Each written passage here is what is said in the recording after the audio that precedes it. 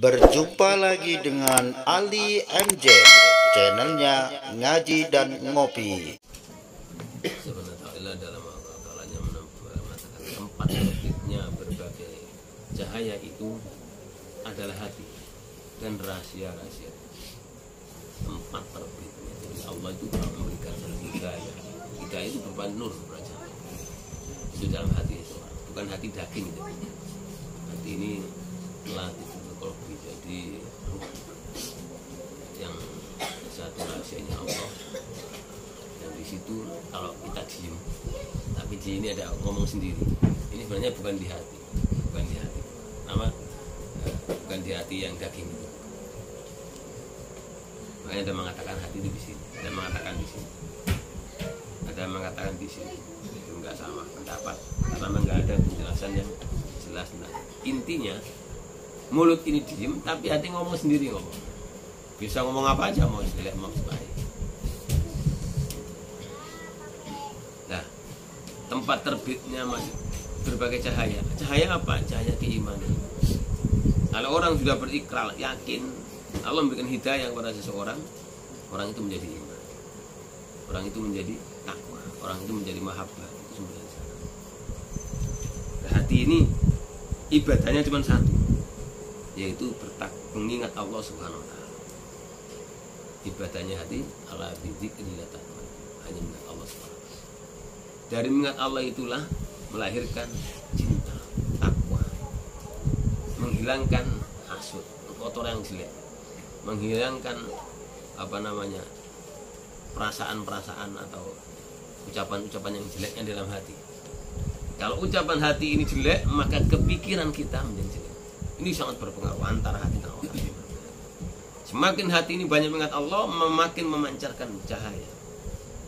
Kalau kita usaha, ibarat kita usaha. Kenapa sih Allah ciptakan jagung nggak langsung aja dari langit sudah jagung mati? Ya, orang jagung biji-bijian dulu ya, tumbuh berkembang. Lalu kita menanamnya. Itu juga hati. Hati ini juga kita tanami. Tanamannya adalah mengingat Allah Subhanahu wa taala. Sehingga hati ini kalau ada tamannya, zikirnya, ibarat tanah, ada tanamannya jadi seger dilihat, jadi enak, jadi pandang enak. Tanam sayur-sayuran, pohon-pohon, istilahnya menjadi dingin, menjadi pandang. Tapi hati yang tidak ada tanamannya mengingat Allah akan terisi dengan tanaman yang jelek. Lapangan itu, tanah yang luas itu. Kalau kita tahu tanam rumput yang bagus, jadi rata rumput Jepang atau kodok itu bagus. Tanamannya bagus. Kalau kita tanami duri ya, pohon-pohon berduri ya, itu tadi hasut, ria, sombong dan sebagainya. Karena apa? Ini liar, tanaman liar, tanaman yang orang nggak menginginkan sebenarnya. Makanya kalau ada orang hasut, benci, ya, sakit hati sama orang lain, sebenarnya dia nggak menyadari. Berarti orang ini nggak menyadari bahwa itu adalah tanaman yang jelek dan mati. Bahkan dipelihara oleh dirinya sendiri. Wah, sakit hati itu sampai dibiarkan menjadi dendam yang kuat, dendam yang membahayakan, dan menjadi keras seperti batu.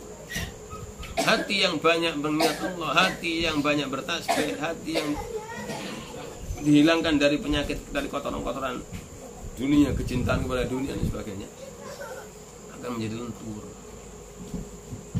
akan menjadi lemes, dingin. Maka kadang-kadang kita ngomong sama kiai, sama ulama, orang biasa, tapi kita tenang. Tapi ngomong biasa, ngomong duduk tenang, ayem. Itu ada berarti orang ini enak. Saya maaf ya, kalau ada orang marah jarak 50-100 meter, orang tegar, saya tuh hawanya nggak enak. Saya tuh jarak 100 meter ada orang marah ya, nah, itu natap sama saya nggak enak. Takut. Itu perasaan bukan rasanya tidak enak. Nanti hawanya orang panas tadi sama-sama marahnya itu. Nah, apa? Karena kita orang marah hadis sebenarnya ada api neraka di situ. Jarak 100 meter terasa sih tidak enak. Makanya ada orang marah-marah gitu, kalau nggak mau tinggal pergi sih. Pernah ada orang marah di pasar telerai nggak mau tinggal pergi. Kalau mau tak ada kan sudah masih marah-marah, sudah.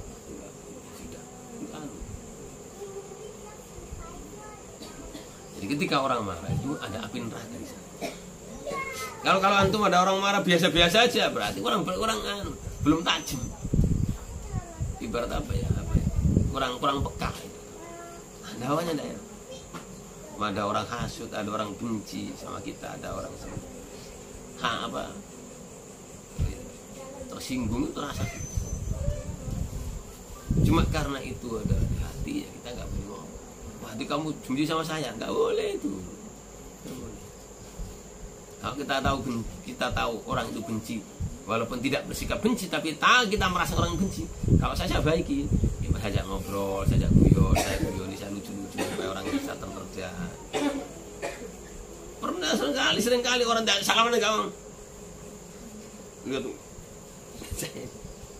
Saya nggak tahu salahnya apa, tapi saya baiki. Kalau ketemu tak sapa sama saya. Tapi saya tetap ajak guyon. Kadang kalau udah lihat saya dari jauh, lihat kalau saya ke sawah, nggak kelihatan sekali. Saya tuh kan terasa itu. Apa lari enggak saya? Enggak. Saya ajak ngomong sampai reda, saya terasa reda. Kasihan, saya nggak benci. Kalau ada orang benci lari aja. Maka merasa saya mau dipukul orang, saya diemin. Saya minta maaf. Saya tahu orangnya pertama, ya udah saya diem. Saya udah dulu. Sampai orang itu teman. Saya pikir kasihan orang. Itulah mungkin yang disebut oleh Al-Quran, harisun alaikum bil mu'minina raufur rahim, itu punya sifat kasih sayang, nggak tega. Jadi kalau antum nggak punya kasih sayang sama orang, nggak punya kasihan, itu hati-hati itu berarti itu dikir antum belum mapan. Kalau dikirnya syiriknya mapan diimbangi dengan sholawat, maka ini diturunkan oleh Allah rahmat. Makanya Allah mengangkat utus Rasul untuk membawa rahmat. Bagaimana rahmat itu supaya bisa sampai sama kita? Yang pertama, banyak sholawat yang sambil duduk berdiri. Yang kedua, usahakan menjalankan sunnah yang antum tahu. Sunnah Rasulullah SAW. Yang kecil-kecil, makan tangan kanan, duduk minum sambil berdiri. Ini namanya duduk, kecuali jam-jam. Kadang-kadang minum karena mau tak ingetin. Kadang tak ingetin selesai main lain kali kalau itu ya minum jangan gini. Hal yang kecil jangan ditunda. Kalau antum pakai celana atau sarungnya itu tinggi, kalau sholat ini ke bawah, londoder aja marot ya. Apalagi perutnya besar ya, agak sarung baru tuh mau itu kalau sholat dinaikkan sedikit, dinaikkan supaya sunnah. Usahakan menjalankan sunnah. Tapi menjalankan sunnah karena Allah, jangan ingin pahala. Kalau orang menjalankan amalan apapun ingin pahala, itu masih bisa jatuh. Jatuhnya apa? Jatuhnya kalau setan bisikannya gampang. Kamu pahalanya lebih banyak, kamu lebih alim, kamu dibisiki masih bisa. Tetapi kalau orang menjalankan lillahi ta'ala, tidak ada aturannya. Sungguhnya engkau iblis tidak bisa mengganggu. Ada firman Allahnya, tidak bisa mengganggu anak cucu Adam yang ikhlas. Tetapi untuk kenapa masalah pahala surga neraka diceritakan oleh Allah, untuk mendorong pertama kali, ibarat motor pun dorong dulu. Kita bunyi colong nggak lepas. Kita mendorong diri kita untuk semangat ibadah kepada Allah. Kalau saya itu malas, kadang capean, malas bangun sholat. Bahkan tidur jam 1, pulang dari keliling beberapa tempat. Tahu? Itu saya mau tidur minta doa supaya dibangunkan dan mengizinkan untuk sholat. Tidak hanya minta dibangunkan, bangun tidur lagi. Ini iblis tuh nyari celah kita. Bangun, Pak, kamu tadi sudah dibangunkan sama Gusti Allah, kan udah kamu tidur lagi. Tapi enggak begitu. Saya bangun, saya paksa. Saya ucapkan diri saya sendiri, saya harus sholat. Saya harus sholat, walaupun satu salam. Begitu sholat satu salam, saya paksa. Tanggung masa satu salam. Mesisan, wudunya udah ngantuk, masih belum. Wudunya rugi dengan wudunya. Sholat lagi saya, buat satu salam lagi. Ya kan udah salam udah gak butuhkan untuk sholat lagi. Sampai biasanya 9 rakaat atau 11, yang bagus 11. Yang sunnah ya, semalam dia mulai itu, tapi kalau 11 dapat sunnahnya. Rasulullah SAW biasanya sunnahnya 11 rata-rata. Tapi kadang-kadang aku tambah lagi, apalagi Ramadan. Jadi tidak ada surga itu, mencari surga itu nggak ada yang gratis, semua harus bersuara. Kalau kita ingin menjadi hamba Allah yang sesungguhnya, harus perjuangan lahir dan batin. Kalau lahir saja jadinya sombong. Jadi orang lahirnya baca boten sunnah ya, puasa sunnahnya, Qur'annya dibaca tiap hari, amalannya sunnah. Enggak, hatinya tidak diimbangi dengan bertasbih Allah dan tasawuf. Orang itu cacat, sombong, ria, ujub. Ya saya nggak mintakan semuanya, cuma untuk tidak sulit, sangat sulit. Makanya orang-orang Wahabi itu kan jarang baca sholawat, jarang membaca menyebut nama Allah sedikit. Karena dia nggak ada tahlil, nggak ada sholawat, nggak ada dzikir. Paling mahal apalagi sekarang HP sana sini ya. Sehingga gampang sombong, kaku, menang bener sendiri, nggak mau pendapat orang lain. Kalau hadis dia cocok dibilang sahih atau mutawatir. Tapi kalau nggak cocok dengan bagi dirinya, dianggap doi. Sebenarnya saya pribadi saya itu kalau baca hadis ya, doif dengan sahih itu saya tahu. Sebab secara bahasa itu bahasa hadis dan bahasa orang itu manusia biasa tetap beda.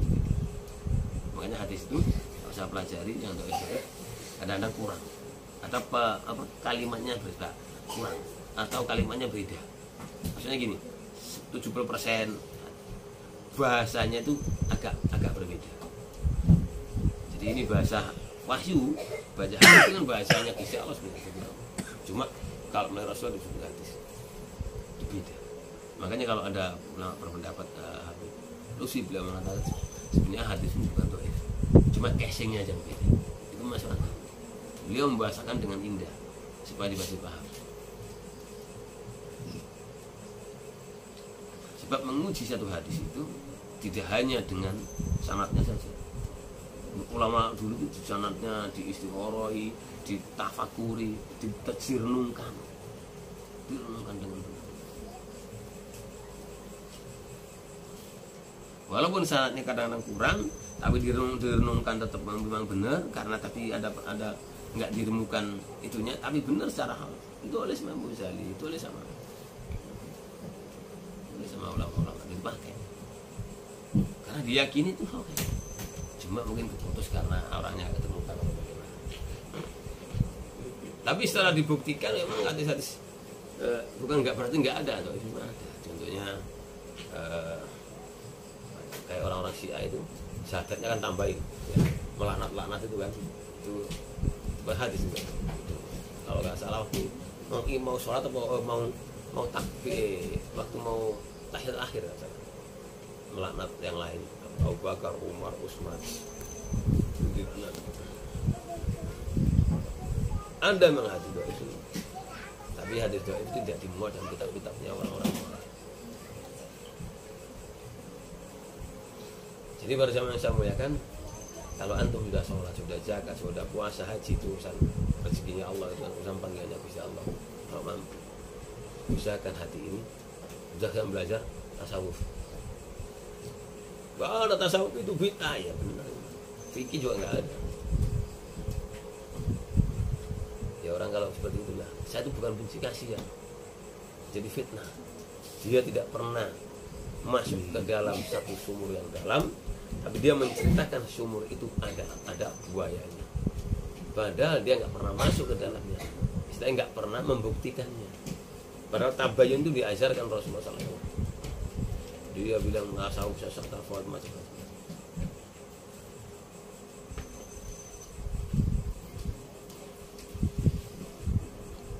Kasihan, orang ini kasihan. Sebab nanti berat. Kalau orang Islam semuanya masuk surga, selagi dia tidak syirik, selagi masih ada keimanan dalam hatinya, insya Allah masuk surga. Cuma masalahnya dia ada perkara panjang yang kita lewati. Makanya orang-orang sufi, orang tasawuf itu kalau malam nangis, pengakuannya kepada Allah, ya Allah, mohon maaf, mohon ampun, ganti sampai menangis, karena dia tahu bahwa dirinya tidak akan bisa menolong, amalnya nggak bisa menolong, yang bisa menolong Allah, yang bisa menolong syafaatnya Rasulullah SAW, tidak ada. sehingga tidak ada pengakuan sedikit pun tentang dirinya baik, tentang dirinya orang soleh, tentang dirinya ahli ibadah. Tidak ada pengakuan. Jangan sampai menjelekkan orang lain atau menyalahkan orang lain, terlalu jauh. Makanya saya pernah tanya istri saya, yang jenengan ini kok apa nggak kerasan di rumah, kok sering banget. Saya bilang, saya ini bukan nggak kerasan. Selama bertahun-tahun nggak pernah saya jawab. Saya akhirnya baru saya jawab. Saya ini mbak, kalau udah 3 hari di rumah, saya nggak kerasan di dunia. Bukan di rumah, nggak kerasan di dunia. Nggak pernah, beberapa kali saya doa ya Allah Gusti. Sering kali di rumah 2 hari 3 hari sampai tiduran dikit ya Allah. Bahasa Jawa itu kulon ini membuat sing kula pados. Nggak ada yang saya inginkan di dunia itu apa ini. Cuma saya berpikir ya Allah, apabila yang sesungguhnya aku nggak ada yang keinginkan. Kepingin ketemu baik nggak kepingin, mantu nggak kepingin saya, nggak kepingin. Cuma apabila engkau masing-masing kau izinkan nyawaku ini masih menyatu dengan jasadku, izinkan aku menyembahmu sampai akhir hidupku, izinkan aku mendakwakan agamamu, izinkan aku bersebuah kebaikan untuk umatnya Rasulullah SAW, bersedekah dan sebagainya. Segera aja. Jadi nggak punya cita-cita. Tadi ada mobil apa? Mobil yang mahal itu apa? Banyak mobil apa? Ini anu istri tadi. Bukan Jaguar apa lagi? Masih ingat Lamborghini. Kita sama Yusuf. Ini mobilnya berapa? 160 mungkin paling mahal. Kalau itu berapa? 2 miliar. Coba kamu lihat di belakang. Mobil enggak tuh? Kan jalan di atas, produk. Oh, gak enak itu. Malah produk gini, lihat. Mobil-mobil juga mobilnya. Lalu kenapa dia beli mahal-mahal? Kenapa dia tertarik? Satu, sombong. Dia bangga. Karena kalau orang kafir wajar. Inilah yang menutup seseorang ini hidayah Allah, rahmat Allah. Makanya biasakan, berapapun walaupun antum punya rezeki yang melimpah, jangan lupakan bagian ayat yang bagian miskin. Jangan minta kepada Allah tetap rezeki yang barokah. Jangan minta jumlah. Jangan. Mintalah yang barokah. Barokah untuk diri kita. Keberkahan itu akan menyemangati ibadah. Keberkahan itu akan membawa manfaat yang juga besar bagi kita. Ibadah jadi nikmat, ke anak juga jadi baik, rumah tangga juga nyaman. Nah, kalau orang udah gak kerasan di dunia, mau apa dicari? Jadi saya sering bertanya dulu itu, nggak kerasan ya di rumah, nggak pergi ke anak saya di sini. Baru berapa bulan ini saya bukan nggak kerasan, bukan di rumah itu nggak kerasan di rumah enggak. Kalau sudah di rumah kan diem, zikirnya makin kencang, itu makin tinggi. Nggak kerasan hidup di dunia, bukan nggak kerasan di pagi sore, pagi setelah malam, pagi setelah subuh ngaji Quran, ngaji kitab mana dulu. Setelah itu ngaji Quran, sholat duha, tidur. Ya, tidur nggak pernah tidur serius, tidur sebentar, dikit. Kalau udah nggak tidur sedikit serius, suruh tubuh tas. Kalau udah seperti itu udah bangun, balik ngaji Quran lagi. Saya agak aku tak lihat ya film lucu-lucu, lihat film lah. Lihat yang kami hadis itu kan banyak. Di situ bukan ada hadis, kadang-kadang makalah Imam Syafi'i, makalahnya paham apa yang ada di hadis Quran, di tafsir, ada di makalahnya Jalud Arumi, Imam Syafi'i, macam-macam di hadis. Kalau orang sudah nggak kerasan di dunia, beda. Nggak ada yang diinginkan.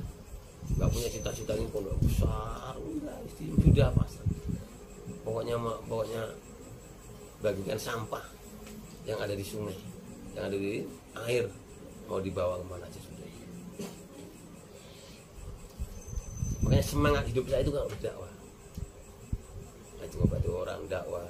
Di mobil tidur, saya tidur nggak terasa udah, nggak terasa saya nggak di mobil, nggak terasa tidur, nggak terasa kalau tidur, nggak terasa kalau di kantor. Perasaan saya udah nggak terasa itu semuanya.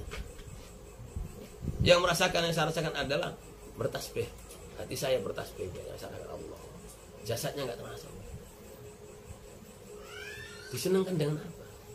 Makanya oleh Allah diuji berbagai macam persoalan. Diuji oleh Allah seperti ini. Kalau ketika turun juga nggak enak di atas terus. Kalau ketika kebablasan juga enak. Apa juga mengimbangkan itu yang sulit. Jadi sampai sekarang saya tetap belajar. Menambah kekurangan dirinya. Oh saya kurang berakhlak. Tetap kita harus selalu dalam keadaan mengoreksi diri. Oh, kalau saya mengucapkan ini, oh kasihan saya. Kalau saya ternyata berbuat salah, saya tetap cepat minta maaf. Saya nggak nunggu berjam-jam, nggak nunggu bertahun-tahun sama siapa, sama istri, sama orang keluarga. Ini sumbernya dari cahaya hati yang bertasbih. Tapi tasbihnya hati ini tidak akan memancarkan cahaya apabila tidak dibarengi dengan merendah kepada Allah. Kayak orang aktivitas saja. Makanya berzikirlah kamu dengan rasa rendah. Zikir ini meliputi semuanya. Karena zikir itu mengagungkan Allah. Orang zakat, puasa, haji, kurban, sedekah, itu mengagungkan Allah. Zikir sebenarnya, zikir dalam bentuk gerakan, dalam bentuk uang. Kita sedekah apa tak mengagungkan semuanya Allah. Semuanya tasbih. Dulu saya benci lihat orang-orang nggak senang juga, tapi sekarang nggak, kasihan. Jadi kalau saya negor pakai itu bukan saya pernah dikasih. Ya, jadikan wali-wali itu jelek dengan semuanya, dan dia tidak percaya dengan kewalian. Saya kasihan, bukan benci. Sebab semakin dia membenci orang Islam, sebenarnya dia telah menghujat dirinya sendiri. Ingat, orang yang menghujat, menjelekkan orang Islam, sesungguhnya dia menghujat dirinya sendiri. Hati-hati. Karena apa? Islam saudara. Karena apa? Karena ketika orang Islam ini menghujat, menyalahkan orang Islam yang lain, tidak bisa menghargai pendapatnya, sesungguhnya yang senang itu siapa? Iblis yang pertama. Yang kedua orang Yahudi, orang Nasrani, senang lihat orang Islam perang. Dan anehnya dia merasa benar. Itu lebih kasihan saya. Makanya alhamdulillah saya itu kalau debat sama orang itu nggak pernah menang dia. Saya bilang ente nggak usah ngomong panjang-panjang sama saya. Tak ambilkan Quran, anak sumpah sama saya. Sumpah. Quran aja. Antum mengatakan anak salah, perbedaan. Nggak ada yang berani satupun. Nggak ada berani. Kalau ada juga kiai itu mengucap pemerintah, mengajak bahala, urusan dunia.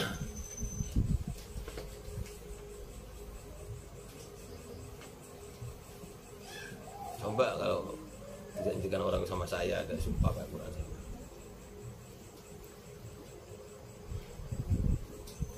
Jadi sering manusia itu nggak nyadar bahwa dia menjadikan orang Islam itu sama-sama Muslimnya itu semakin didorong oleh iblis. Sampai dia membunuh orang Islam. Contohnya Abu Maljan. Dia apal Quran, apal ribuan hadis, membunuh Sayyidina Ali dengan berkeyakinan karena Sayyidina Ali tidak memakai hukum Allah. Itulah iblis. Menjatuhkan, menjerongoskan orang sampai dia membunuh, sampai dia berbuat. Enggak, belum puas, membunuh udah baru puas. Abu Maljan itu kan yang bunuh Sayyidina Ali. Dia meyakini Sayyidina Ali itu telah melanggar hukum Allah. Sekarang sudah muncul lagi. Makanya para jamaah saya sampaikan, ada saudaranya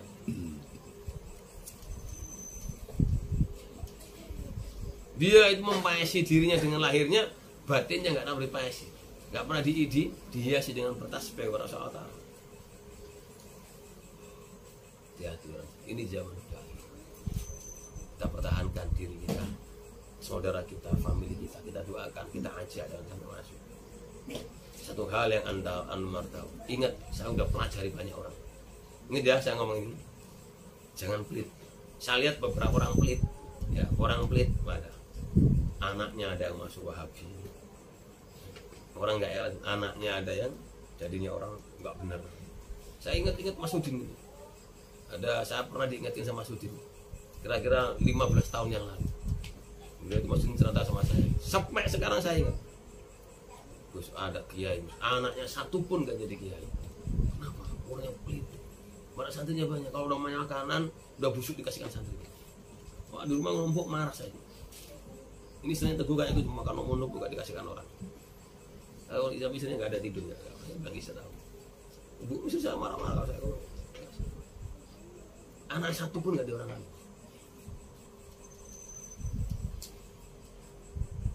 Ada makanan di rumah masih malah dimakan, nggak dimakan. Besok, jangan saya besok, sore udah kasihkan orang. Jangan dibuang. Sebab rezeki yang kita turun untuk makan. Kita makan, bukan untuk dibuang. Kita nggak tahu keberkahan pada bayi. Kalau nggak dimakan kasihkan kucing.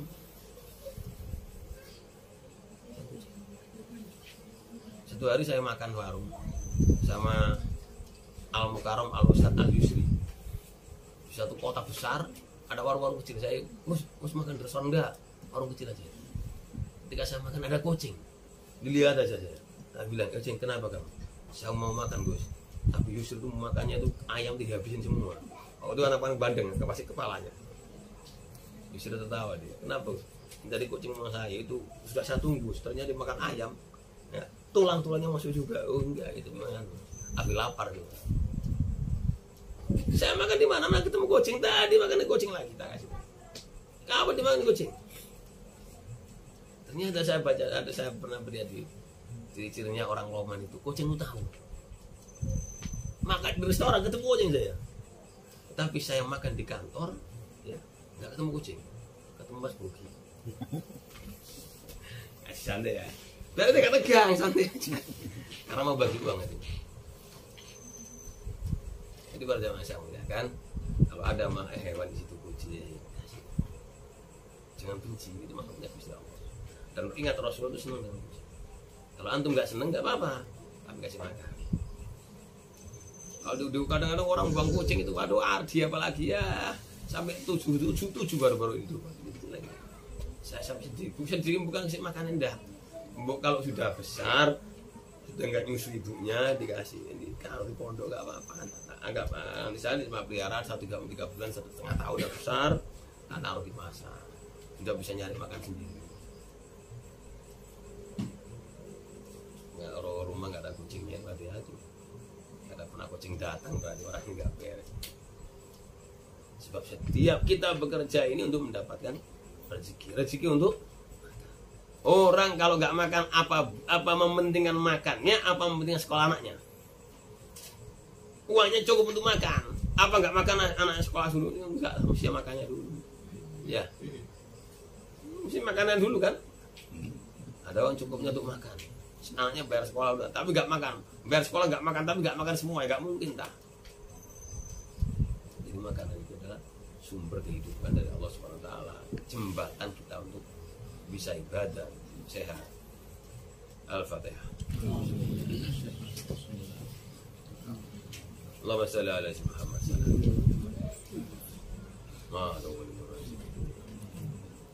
Allahumma barik bil Islam, Allahumma yassir lana